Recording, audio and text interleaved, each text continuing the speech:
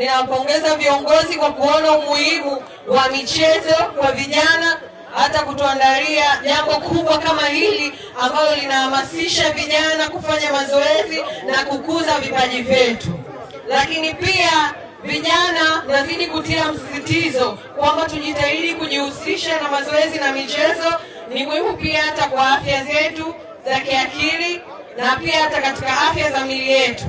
Jambo jingine, wananchi wa kata ya Ludewa pamoja na vitongoji vingine vyote, Ludewa mjini na Ludewa kijijini, nazidi kuhamasisha kwamba jeshi la polisi tunahitaji ushirikiano wenu.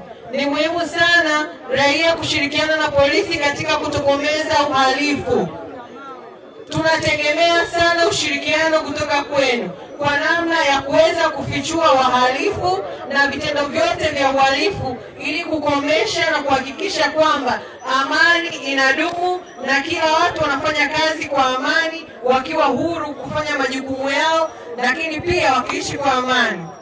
Kwa hiyo jambo ambalo jingine nalisisitiza ni kwamba tusionee muhali, usimwonee aibu mtu ambaye anafanya vitendo vya kihalifu. Usiogope kutoa taarifa kwa polisi ikiwa unafahamu mtu anayejihusisha na vitendo vya kihalifu. Lakini pia matendo yoyote ya ukatili wa kijinsia, usiogope kutoa taarifa, wala usiogope kwamba utakapotoa taarifa unaweza kuhusika ikiwa wewe hukufanya hiko kitendo.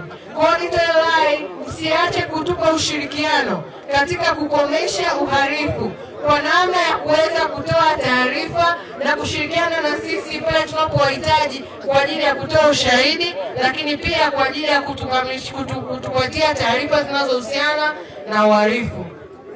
Lakini jambo la mwisho, ninaomba tujitahidi kufanya kazi kwa bidii, tujihusishe kwenye shughuli za maendeleo. Hiyo itaondoa ile hali au tamaa ya kujiingiza kwenye makundi au magenge ya kihalifu.